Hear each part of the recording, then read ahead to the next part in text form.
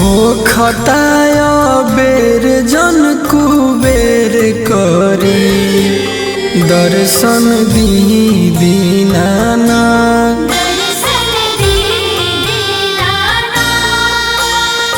रउए बानी खास हमनी हारी हो पूर्व मोरिया।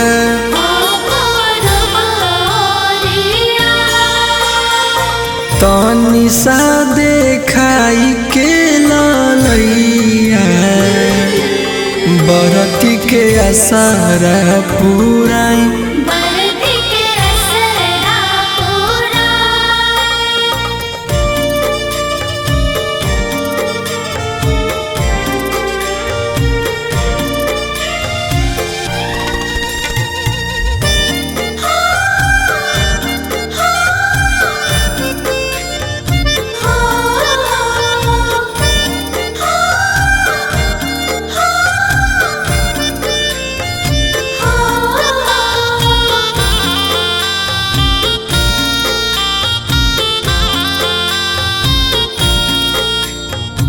बदरी के करी देव किनारा होखी बरती पसहाय।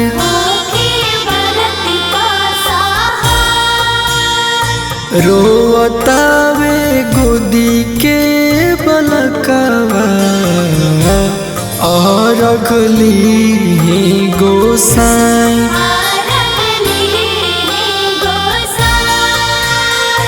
तनी सा देखाई के ललैया बरती के आसारा पुराई।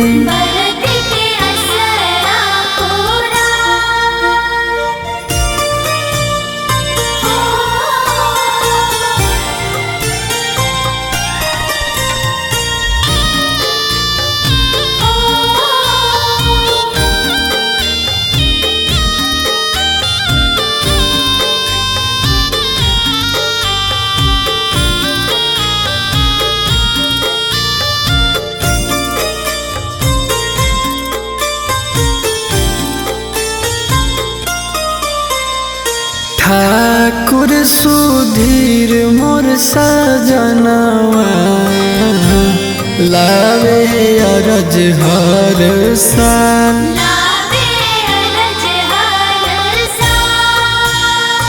आनंद आजाद के छठी मैया रखी हरदम खुशहाल।